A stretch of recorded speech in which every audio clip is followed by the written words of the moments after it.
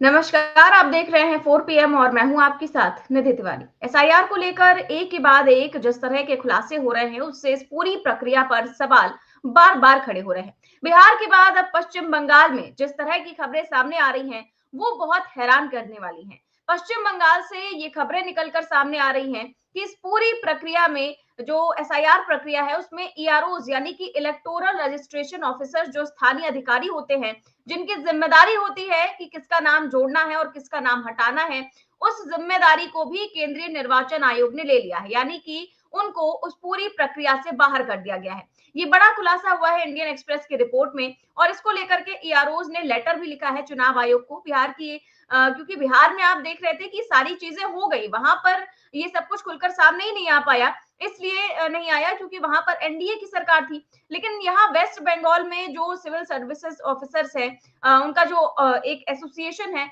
उन्होंने वहां के राज्य निर्वाचन आयुक्त को पत्र लिखकर ये सारी शिकायतें की है। साथ ही साथ उस पत्र की कॉपी ज्ञानेश कुमार को भी दिल्ली भेजी है और ये उन्होंने दर्ज कराई है शिकायत। इसको लेकर के आज हम चर्चा करेंगे। वहीं उत्तर प्रदेश में भी लगभग 3 करोड़ वोटर्स के नाम काट दिए गए हैं। 2 करोड़ 89 लाख मतदाता इस तरह के हैं जिनके नाम मतदाता सूची आने के बाद जो ड्राफ्ट सूची आएगी वो कटे हुए आएंगे। और इधर कांग्रेस पार्टी की आज एक बड़ी मीटिंग भी हो रही है, सीडब्ल्यूसी की यानी कि कांग्रेस कार्य समिति की, और उसमें सारे मुद्दों पर किस तरीके से सारे मुद्दों को आंदोलन का रूप देना है, उसको लेकर भी तैयारी की जा रही है, उसकी रूपरेखा तय की जा रही है। तो इसको लेकर भी आज हम चर्चा करेंगे। साथ ही साथ चर्चा करेंगे कि क्रिसमस पर जो कुछ भी हुआ उस पर हमने लगातार 3 दिनों तक उस पर चर्चा की। लेकिन अब उस पर चर्चा हो रही है देश और देश में ही नहीं बल्कि दुनिया में भी, और तमाम जो विदेशी अखबार हैं उन्होंने किस प्रकार से चीजें लिखी हैं देश को लेकर के, इसको लेकर भी आज हम चर्चा करेंगे। और चर्चा में हमारे साथ मौजूद हैं प्रोफेसर अखिल स्वामी सर। सर बहुत-बहुत स्वागत है आपका।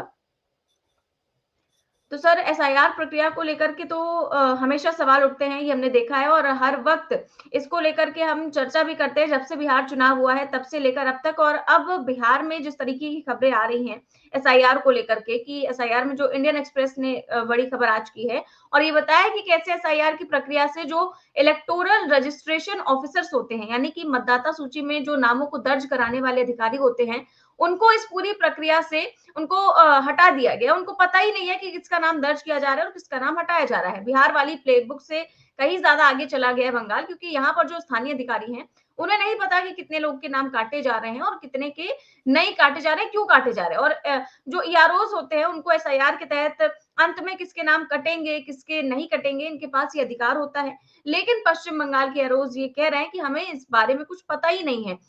ये तो इलेक्शन कमीशन खुद ही कर रहा है। इसमें यारोस का कोई रोल ही नहीं है नाम काटने को लेकर, क्योंकि यहाँ तो कंप्यूटराइज्ड तरीके से नाम काटे जा रहे हैं और ये पूरा काम सेंट्रलाइज्ड सिस्टम के जरिए हो रहा है। और वो सेंट्रलाइज्ड सिस्टम काम करता है केंद्रीय चुनाव आयोग के साथ, जिसके सर्वे सर्वा है मुख्य चुनाव आयुक्त ज्ञानेश कुमार। तो सर ये तो बहुत हैरान करने वाली प्रक्रिया है कि जो जिम्मेदारी कानून ने दी है ईआरओज को कि वो ये तय करेंगे कि किसका नाम डिलीट करना है, क्योंकि उसकी एक प्रक्रिया होती है, फिर नोटिस जारी किया जाता है। लेकिन ये नोटिस अब एक सिस्टम के जरिए, कॉल सेंटर के जरिए लोगों को दिया जा रहा है। उस ईआरओज को पता भी नहीं है, कल को जिनके नाम वहां से गायब किए गए हैं वो ईआरओज के पास जब जाएंगे तो ईआरओज के पास तो सर कोई जवाब ही नहीं रहेगा उनको देने के लिए। जय संविधान। देखिए, केवल अंतर यह है बिहार में और बंगाल में कि बिहार में नीतीश कुमार की सरकार थी, भारतीय जनता पार्टी की सरकार थी, तो उन्हें एआरओ से डर नहीं था कि वो सरकार के खिलाफ जा सकते हैं। अच्छा, बंगाल में मामला है बिल्कुल डिफरेंट। बंगाल में जो दीदी का मेन स्ट्रेंथ है वो ये कहती हैं ये बंगाली अस्मिता पे प्रहार है। अच्छा, मानी बात है कि ये जो भी एआरओ होंगे इसमें 80% एआरओ जो होंगे वो बंगाली स्पीकिंग होंगे, बंगाली होंगे। और मानी बात है कि बंगाल के अंदर ममता बनर्जी का शासन है, तो वहां पे एक प्रकार से ये चुनाव, इसका मतलब यह है कि चुनाव आयोग को अब किसी प्रकार से भी डर लगना बंद हो गया है। अब वो खुला खेल फर्रुखाबादी खेल रहा है, हर स्टेट के अंदर अपने हिसाब से अपने नियम बनाएगा। जबकि नियम का मतलब ये होता है, कानून का मतलब ये होता है, चुनाव आयोग के कानून का मतलब ये होता है जो आपने बिहार में किया वही बंगाल में कीजिए, वही उत्तर प्रदेश में कीजिए। तो इसका मतलब यह है show me the face, I will show you the law.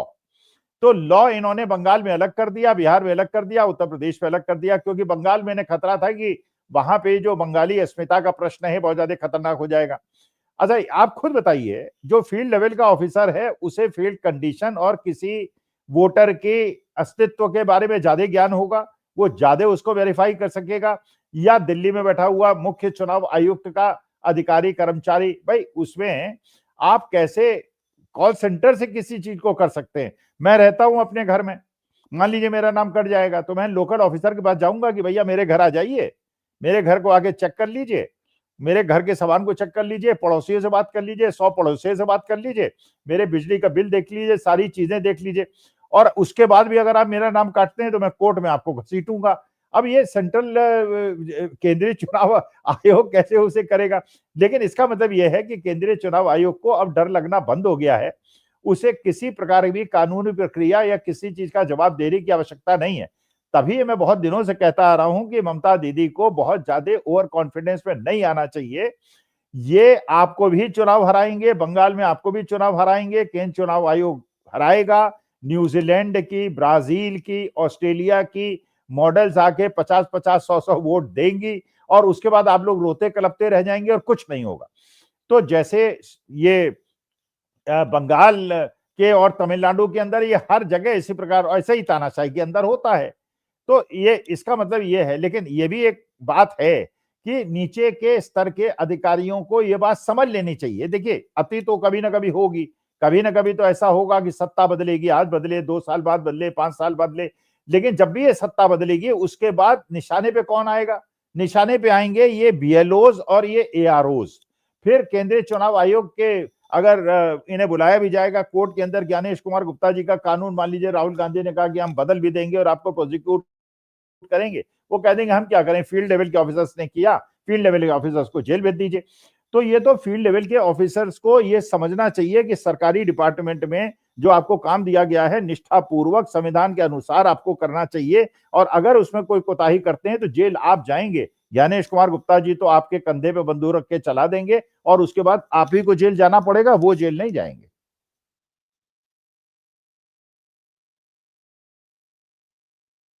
ये बात आपने सही कही सर, और इसके बावजूद इसीलिए तो मुझे लगता है कि लेटर लिखा गया है कि बिहार का जब चुनाव चल रहा था तो उस समय एसआईआर प्रक्रिया को लेकर के मुख्य चुनाव आयुक्त ने बयान दिया था कि पूरा काम सिस्टमैटिक ढंग से हो रहा है, कि भाई ईआरओ के पास अगर कोई संदिग्ध मतदाता मिलता है तो फिर ईआरओ उसको नोटिस जारी करेगा कि वो अपनी पहचान बताए, कि वो भारत का नागरिक है कि नहीं है। उसके बाद ईआरओ के द्वारा ही उसकी जांच की जाएगी और उसका नाम जोड़ना है या घटाना है ये भी ईआरओ ही तय करेगा।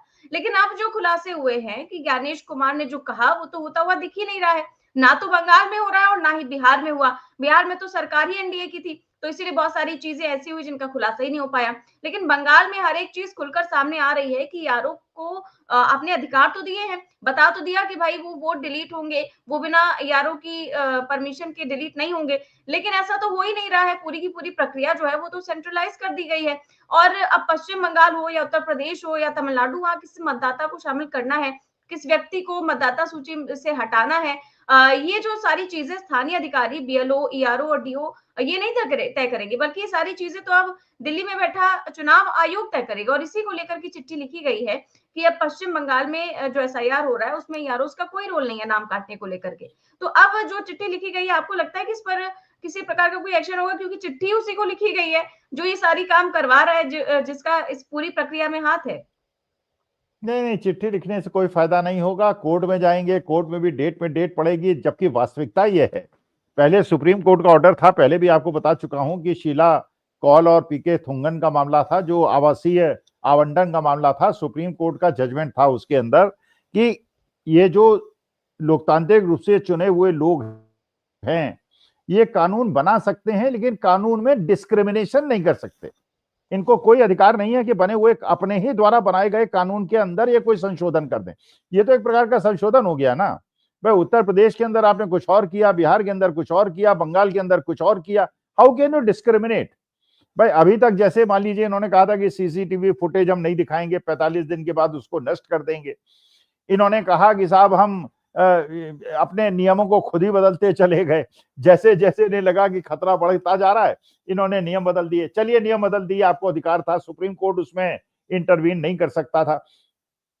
लेकिन ये अधिकार तो किसी भी सरकार को नहीं है कि एक कानून एक आदमी के लिए डिफरेंट है और दूसरे आदमी के लिए डिफरेंट है। जैसे आपको पता होगा कि 1 महीने पहले दिल्ली के अंदर बच्चों ने एनवायरमेंटल पॉल्यूशन को लेकर आंदोलन किया था, सबको जेल में डाल दिया गया। 1 महीने के बाद उनको बेल मिली है, वो बाहर आए हैं। सोनम वांगचुक अभी तक जेल के अंदर हैं। जो सेंगर साहब हैं उनको बेल मिल गई है। तो अब प्रश्न ये है कौन जेल में रहेगा, वो जो अपने ओम प्रकाश धाकड़ साहब थे वो 24 घंटे के अंदर बाहर आ गए। इसका मतलब ये है कि ये किस प्रकार के कानून व्यवस्था और लोकतंत्र और संविधान चल रहा है। भाई जो भी हम ये कभी नहीं कहते कि हमें कोई आप विशेष सुविधा दीजिए, हमें कोई लाभ दीजिए। जो कानून है आपका, जो संविधान है, जो संविधान के अनुसार अगर हम कोई कोताही करते हैं तो हमें आप अब जैसे उस पे जो भारत क्या नाम है उनका, जो आम आदमी पार्टी के यहाँ पे इस समय सौरभ भारद्वाज, उन पे रिलीजियस डिस्क्रिमिनेशन और विद्वेष पैदा करने का मुकदमा दर्ज कर लिया आपने। मैंने अरे यार, हम लोग अगर मुंह से कुछ बोल दें तो उसमें तो आप मुकदमा दर्ज कर देंगे, और वो लोग जो है खुलेआम कत्लेआम करें उस पर आप कुछ नहीं करेंगे। जो ये तांडव हुआ है, खैर उस पर लगता है आगे आप बात करेंगे। बिल्कुल सर, ये जो तांडव हुआ हम उस पर बात करते ही जा रहे थे कि जो आप क्रिसमस पर हमने देखा कि सारी चीज़ें हुई और उसके बाद से जो देश और दुनिया में खबरें छपी हैं, वाक़ई वो बहुत हैरान करने वाली है, परेशान करने वाली है, क्योंकि जिस प्रकार से हमने देखा कि क्रिसमस के दौरान कई लोग रोते रहे, गिड़गिड़ाते रहे, उसके बावजूद जो है लोगों ने सुना नहीं और बिल्कुल ही हुड़दंग मचाया, और उसकी जो तस्वीरें हैं वो बल्कि देश में नहीं दुनिया में गई। और उसके बाद दुनिया के अखबारों ने जिस प्रकार से छापा है वो बहुत ही ज्यादा जो है शर्मनाक है हमारे देश को लेकर के, क्योंकि हमारे देश में ही इस प्रकार की चीजें हुई जिसको लेकर विरोध हुआ और एक समुदाय विशेष को लेकर के इस तरह की चीजें हुई हैं। और जब देश और दुनिया ने छापा, आप देखिए चाहे इंडिपेंडेंट हो चाहे ओपन डोर्स हो, सब में इस तरीके की खबरें जो है वो छपी हुई हैं, और आप देखिए द टेलीग्राफ में छपी हुई हैं, टीआरटी वर्ल्ड में छपी हुई हैं, इस तरीके की सब में खबरें छपी हुई हैं। क्या आपको लगता है कि ये जो मैसेज गया है पूरी दुनिया में, इसको लेकर के आप देखते हैं कि ज्यादातर जो ईसाई समुदाय के लोग ही हैं वो विदेशों में रहते हैं, विदेशों में इसका जो संदेश गया होगा, क्या वो पीएम मोदी को शर्मिंदा नहीं करता है? क्योंकि पीएम मोदी तो वहां पर जाकर के कैंडल जला रहे थे, प्रार्थना सभा में हिस्सा ले रहे थे, लेकिन उनके जो भक्तगण हैं वो बाहर इस तरीके की चीजें कर रहे थे और उन पर कोई कार्रवाई भी नहीं हुई। मुझे लगता है अगर कार्रवाई हुई होती तो इस तरीके की खबरें ना छपती। भाई देखो, पहली बात यह है कि आप क्या करते हैं दैट इज नॉट इम्पोर्टेंट। आप सरकार हैं, आप देश के प्रधानमंत्री हैं, आपसे हमारा ये अपेक्षा है कि आप देश के अंदर जो ये फ्रिंज एलिमेंट्स हैं, जिसे सो कॉल्ड फ्रिंज एलिमेंट्स आप कहते हैं, इन्हें कंट्रोल में रखें। अगर हम भी फ्रिंज एलिमेंट बनने की कोशिश करते हैं तो हमें भी कंट्रोल में रखें और कानून को एक प्रकार सब पे लागू करें। आप चले गए चर्च, आपने बाइबल को हाथ में ले लिया, आपने वहां मत्था टेक लिया, आपने सब कुछ कर लिया, ये that is not important what you do, but the point is you are the prime minister of India, you are heading the country and you have to maintain the law enforced by the constitution of India।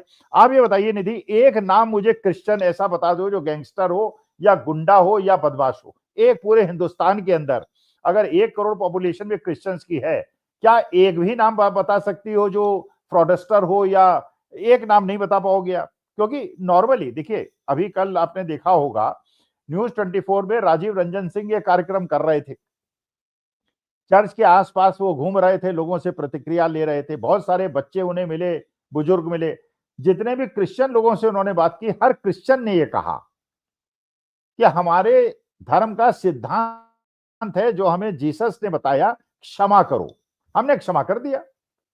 अच्छा, हमारे आराध्य कौन है? हम सनातनी। हमारे आराध्य कौन है? मर्यादा पुरुषोत्तम श्री राम। अच्छा, मर्यादा पुरुषोत्तम श्री राम की हम कोई बात मान रहे हैं क्या? जब भगवान श्री राम की आप फोटो देखती हैं या उनका चित्र देखती हैं निधि, आपके मन में श्रद्धा भाव आता है कि नहीं? शांत शांत। गुरु नानक का चेहरा आप देखती हैं, आपको शांति दिखती है कि नहीं? बुद्ध का चेहरा देखती हैं, शांति दिखती है? कहीं आपको क्रोध दिखता है, कहीं आक्रामकता दिखती है क्या? लेकिन पिछले 11 साल से आपने कारों के पीछे भगवान श्री राम को और हनुमान जी को भी क्रोधित देखा है, भगवान शिव को भी क्रोधित देखा है, बड़ी फैली हुई। अरे भगवान शिव तो आशुतोष हैं, वो तो सबको क्षमा करते हैं, उनके सामने माफी मांग लो, उनसे क्षमा मांग लो, माफी। तो प्रश्न ये उठता है कि वो कम्युनिटी, अब पता नहीं तुम्हारा लखनऊ में तुम कहां पढ़ी हो कहां नहीं पढ़ी हो, मैं तो इलाहाबाद में पढ़ा हूं, मैं तो चलिए जीआईसी में पढ़ा हूं, सरकारी स्कूल में पढ़ा हूं, मेरे दोनों बच्चे कैथेड्रल स्कूल लखनऊ में पढ़े हुए हैं। क्योंकि बड़ा मुश्किल होता था कि भाई अब सरकारी स्कूलों का तो आपने बिल्कुल ऐसी की तैसी कर ही दी है, तो मानी बात है कि बच्चों को पढ़ाने के लिए आपको क्रिश्चियन स्कूल सेंट फ्रांसिस में जाना पड़ेगा, ला मार्टिन में जाना पड़ेगा, कैथेड्रल में जाना पड़ेगा, वहां पे जाके कोशिश करनी पड़ेगी। अपने अब निकालिए वहां की लिस्ट, सारे ये जो दंगाई फंगाई हैं, ये सारे बच्चे जो हैं ये कोशिश करेंगे कि उनके बच्चों को इन स्कूल्स में कम फीस में एडमिशन मिल जाए, और वहां पे डिसिप्लिन भी है और पढ़ाई भी अच्छी होती है। तो हमारे देश के अंदर जो एजुकेशन का इंफ्रास्ट्रक्चर डेवलप किया वो क्रिश्चियंस ने किया है। अच्छा, धर्म परिवर्तन करना जो है वो संवैधानिक अधिकार है, धर्म परिवर्तन कर सकते हैं भाई, जिसको जो धर्म अच्छा लगता है वो अपना चला जाए, क्या परेशानी है। लेकिन अगर आपके हिंदू धर्म में, मेरे हिंदू धर्म में अगर आप जाति प्रथा लगाएंगे, अब देखिए वो ब्राह्मणों का सम्मेलन हो रहा है, वो ठाकुरों का सम्मेलन हो रहा है, वो कुर्मियों का सम्मेलन हो रहा है, वो दलितों का सम्मेलन हो रहा है, फिर काहे का हिंदू राष्ट्र बनाओगे भाई? अरे हिंदू राष्ट्र बनाओगे तो हिंदुओं का सम्मेलन करो ना, हिंदुओं का सम्मेलन नहीं करेंगे, लड़कियां नहीं देंगे, शादी नहीं करेंगे, अपनी ही जात में शादी करेंगे, उनको खाने को नहीं देंगे, उन्हें मंदिर में नहीं घुसने देंगे, उन्हें छुआछूत करेंगे, उनको स्टूल पे बैठाएंगे, खुद सोफे में बैठेंगे, और हिंदू एक है। अबे काहे हिंदू एक है यार? हिंदू एक है तो हिंदुओं में, आप क्या सिखों में सुना है आपने ये इससे शादी नहीं करेंगे, फलाने से शादी नहीं करेंगे? आपने सिखों में सुना है अपने? नहीं है, नहीं होना चाहिए भाई। जात से क्या लेना देना, लड़की अच्छी है, लड़का अच्छा है, दोनों अच्छे पद पे बैठे हुए हैं, शुद्ध रहते हैं, साफ सुथरे रहते हैं, क्या परेशानी की बात है इसमें? धर्म और जाति कहां से आ गई? तो अगर हिंदू धर्म की कुछ ऐसी कुरीतियां हैं तो उन कुरीतियों को दूर करने का प्रयास हमें क्यों नहीं करना चाहिए? ये जाति प्रथा क्यों होनी चाहिए? ये छुआछूत क्यों होना चाहिए? ये आदिवासी दलितों पे अत्याचार क्यों होना चाहिए? क्या जरूरी है कि हम लोग अगले जन्म में या इसी जन्म में ऐसी स्थिति नहीं आ जाएगी जो भगवान कहेगा बेटा ठीक है, दूसरे का तुमने बहुत उपहास बनाया, अब तुम्हारे ही घर में तुम्हारी बहू और तुम्हारा जो दामाद आएगा वो उसी कम्युनिटी का आएगा जिसको तुम मानते हो, और उसके पैर तुम्हें धो के पीने पड़ेंगे। क्यों ये छुआछूत? तो अपने धर्म के अंदर जो हमारी कमजोरियां हैं उसे हमें स्वीकार करना चाहिए और उसे इंप्रूव करना चाहिए। भाई आप देखिए जितने लोग क्रिश्चियन बने ज्यादातर कौन है? गरीब लोग हैं, आदिवासी हैं, दलित हैं। क्यों बने वो बेचारे? वो इसलिए बने कि खाने पीने को है नहीं, आप उन्हें मंदिर में जाने नहीं देते, उनको पानी पीने नहीं देते, अपने साथ बैठने नहीं देते। अब तो चलिए बैठने देते हैं, आज से 30-40 साल पहले जब उन्हें नहीं बैठने मिलते हैं वहां उन्हें सम्मान मिलता है, अच्छा टाई वाई लगा के अपना घूमते हैं मजे से, पैसा भी मिल जाता है थोड़ा बहुत। तो अगर हस्तक्षेप कोई जबरदस्ती करा रहा है मुकदमा दर्ज कीजिए, लेकिन ग्राम स्टेन्स के बच्चों को और उसकी पत्नी को जलाने का अधिकार किसने दिया आपको? फिर इसकी प्रतिक्रिया आप देखिए बड़ी भयंकर होगी। आज मैं सुबह ही आप ही के कार्यक्रम में आपने, आपके दर्शक श्रोताओं ने देखा होगा, एक अमेरिका में बैठे हुए एक सिख व्यक्ति जो हिंदुस्तानी है और अमेरिका में पिछले 30-40 साल रहते रहे हैं, उनसे मेरी वार्ता हुई। उन्होंने कहा कि बड़ी तगड़ी रिएक्शन है, यहाँ क्रिश्चियंस के अंदर बहुत ज्यादा क्रोध है और क्रिश्चियन इस चीज को स्वीकार नहीं कर रहे हैं। वो अच्छा डोनाल्ड ट्रंप इस मामले में बहुत ही ज्यादा हैं। वो कहते हैं कि अमेरिका के अंदर इसका रिपरकशन शुरू हो गया क्योंकि वहां भी इसी प्रकार का एक अतिवादी ग्रुप है जो हम ब्राउन्स को इंफीरियर समझता है, वो हमें मारना शुरू कर देंगे, हमें पीटना शुरू कर देंगे अगर आप हिंदुस्तान में ये करेंगे। तो मोदी जी को खुद चर्च में जाने के बजाय ये जितने दंगाई हैं, फसादी हैं, इनको सबके अंदर 10-10 साल के लिए जेल में डालें इनको। उनका कुछ नहीं कर रहे हैं, वो अपना मस्ती से घूम रहे हैं, हंगामा भी कर रहे हैं और उसके बाद मूछे ऐंठ के अपना टीका वीका लगा के फर्जी सनातनी बन के घूम रहे हैं। अरे मेरा सनातन धर्म बड़ा प्यारा धर्म है और इस धर्म पे रहने में मैं गर्वित महसूस करता हूं, लेकिन इसको जितना ज्यादा नुकसान पिछले 11 साल के अंदर भारतीय जनता पार्टी ने सनातन धर्म और हिंदू धर्म का किया है, इसके अलावा किसी ने नहीं किया है। सबसे ज्यादा नुकसान सनातन और हिंदू धर्म का Bharatiya Janata party, RSS, VHP इन लोगों ने किया है। जी सर, और इसी पर भारतीय जनता पार्टी और पूरी की पूरी सरकार को सुनाते हुए पवन खेड़ा ने एक वीडियो जारी किया, उनका छोटा सा वीडियो दिखाते हैं।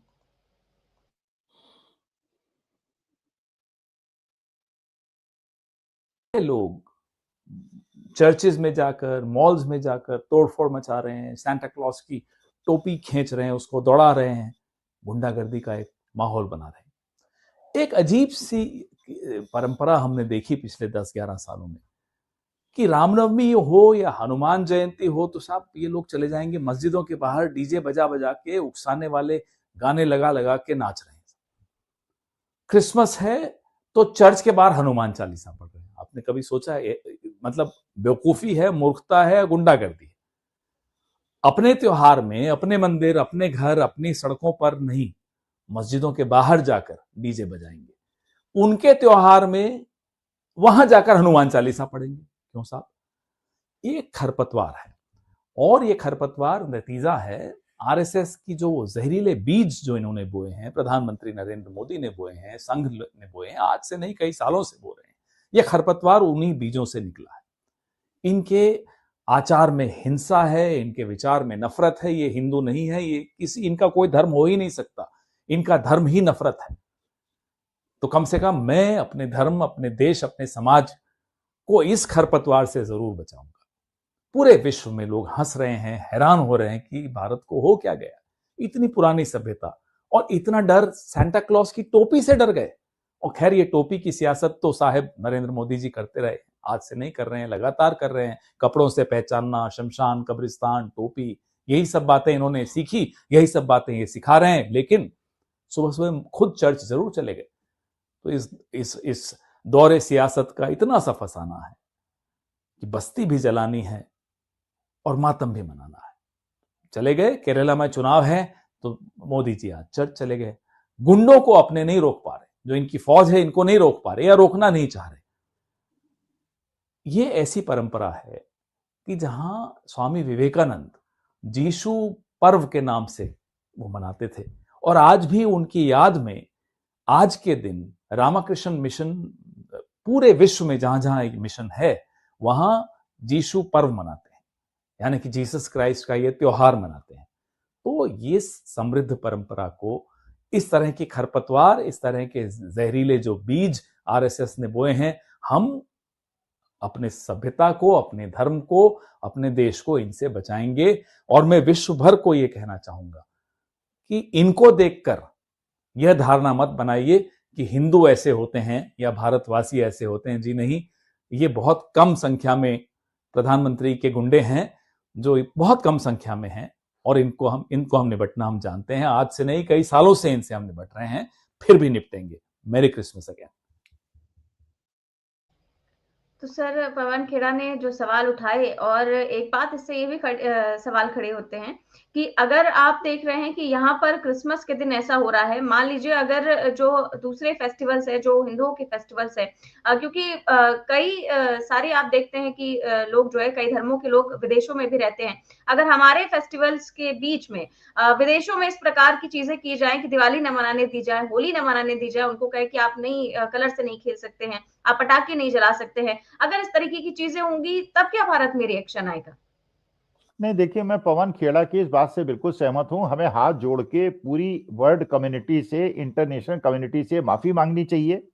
और अगर आपका वीडियो विदेशी देखते हैं, क्रिश्चियंस देखते हैं, विदेश में बसे हुए क्रिश्चियंस देखते हैं, हम माफी मांगते हैं। हम दुष्टों के, ये जो राक्षस प्रवृत्ति के लोग हैं, इनकी भर्त्सना करते हैं। और हम ये बताना चाहते हैं कि हम सनातनी हिंदू बड़े अच्छे होते हैं, वैसे ही होते हैं जैसा महात्मा गांधी ने और पंडित जवाहरलाल नेहरू ने आपको दिखाया था। ये 11 साल में जो पनपे हुए हैं, ये गुंडे बदमाश हैं, इनका कोई धर्म नहीं है। और मैं हमेशा से कहता आया हूं, ये ढोंगी लोग हैं, ये दुष्ट लोग हैं, और केवल भारत के अंदर राजनीतिक फसल काटने के लिए देश को बर्बाद कर रहे हैं। तो इसीलिए अभी 1 मिनट पहले मैंने कहा कि ये सनातन विरोधी लोग हैं, ये हिंदू धर्म विरोधी लोग हैं, और सनातनी हिंदू परंपरा में इनका एक अंश भी लेश मात्र नहीं है। अगर मैं शंकराचार्य होता, अगर मैं देश का प्रधानमंत्री होता, इनको कोड़े लगवाता, इनको कम से कम 10 साल जेल में भेजता, और किसी भी धर्म का होता, वो हिंदू होता, मुसलमान, मेरे को इस चीज से निधि कोई मतलब नहीं है। तुम्हारा धर्म क्या है, तुम्हारी जात क्या है, मेरे को कोई मतलब नहीं है।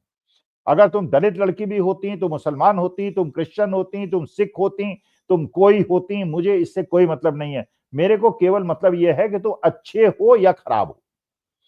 अगर मैं टीचर हूं और मैं क्लास के अंदर जाता हूं, 50 स्टूडेंट्स वहां बैठे हैं, मेरा कोई अधिकार कर्तव्य नहीं है कि उनके धर्म और जाति को जानकर उनके बीच में भेद करना। क्लास के अंदर मैं केवल टीचर होता हूं और वो स्टूडेंट्स होते हैं। इसी तरह देश के प्रधानमंत्री के लिए अच्छा कौन है, खराब कौन है, ये नहीं होता है कि जो गुंडे बदमाश हैं अपने हिंदू धर्म के और भारतीय जनता पार्टी के लिए उनके एक अलग कानून होगा, और दूसरी पार्टी के किसी भी धर्म के लोग हैं उनके लिए दूसरा कानून होगा।